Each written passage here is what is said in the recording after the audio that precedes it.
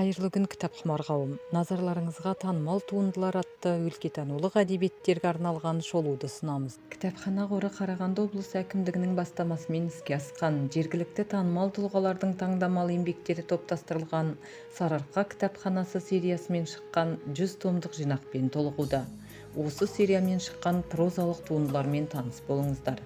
Қазақстанның халық жазушысы Әлжаппар Әбішевтің шығармалары жинағының қос томдығына енген Найзағай және Атыңнан айналайын романдары ұлт мәдениетіне мәйекті үлес қосқан дауылпаз әнші, күрескер ақын, сазгер Мәди Бәпиұлының ауыр тағдырын, ақындық, әншілік, қоғамдық өмірін шынайы суреттейтін тартымды туынды. Белгілі жазушы Әмен Әзиевтің шытырман әңгіме хикаяттары, қазақтың батыр қызы Әлия Молдағұлова өмірінің соңғы сәттерін сипаттайтын үзілген меруерт шығармасымен ұлтымыздың ұлы тұлғасы Дінмұхамед Қонаев, елбасы Нұрсұлтан Назарбаев, даңқты батыр Бауыржан Момышұлы мен Әзілхан Нұршайықов, Мұқағали ақын жайлы деректі жазбалар енгізілген арпалыс кітабы құнды шығарма. Сталиндік лагердің азабын тартқан жазушы Жайық Бектұровтың шығармаларына 50-60 жылдардағы ел жағдайы, сталиндік зұлымдық кезеңнің қиянаты жайлы сыр шертетін Таңба романы мен Кенесары хан Мағжан Жұмабаев жайлы елеулі еңбектер енгізілген. Атақты ғұлама ғалым Ибн Бөкетовтің шығармалары кітабына Шекспир, Маяковский, Есениннен аударған айтулы аудармалары жинақталған. Ұлы Отан соғысында қаза тапқан майдангер жазушы Баубек Бұлқышевтың Заман біздікі кітабы алматылықтар романы мен әңгіме, поэма, аударма өлеңдерін, мақалаларын қамтиды.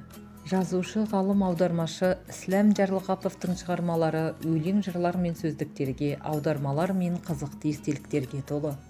Әдебиеттанушы Серік Қирабаевтың шығармалары еңбегіне енгізілген таңдаулы зерттеулері Жамбыл Жабаев, Жүсіпбек Аймауытов, Мұхтар Әуезов, Мағжан Жұмабаев, Сәбит Мұқанов, Ғабиден Мұстафин, Сәкен Сейфуллин, Тұманбай Молдағалиевтай көрнекті ұлт өкілдеріне арналған. Жергілікті жазушы журналист Сапарғали Ләмбековтің Тағдыр мен талай кітабы шынайы өмірі мен шығармашылығын арқау еткен ғұмырнамалық хикаят. Жаппар Өмірбековтің шығармаларына енген өлеңдері мен дастан поэмалары сол заман үнін шертетін өрнекті ойға толы. Көрнекті ғалым жазушы Ақселеу Сейдімбектің шығармаларының екінші томы күнделік ретіндегі ой толғақ кітабы. Жазушының кеңес дәуіріндегі саяси, әлеуметтік, мәдени, рухани өмірді сипаттайтын байсалды ой тұжырымдары баршаны толғандырады.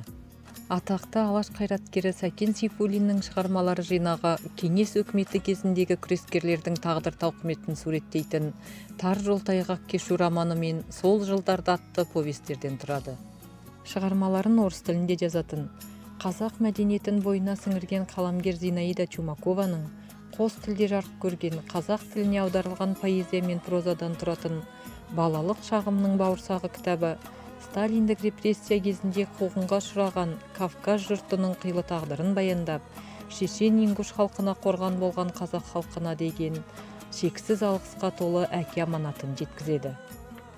Кітапхана қорында зағип және нашар көретін азаматтарға арналған аталған қаламгерлердің шығармашылығы жайлы ірі және бедерлі нүктелі қаріпте шыққан библиографиялық басылымдар да бар.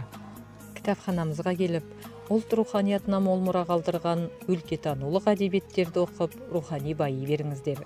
Кітапхана есігі әрқашан ашық.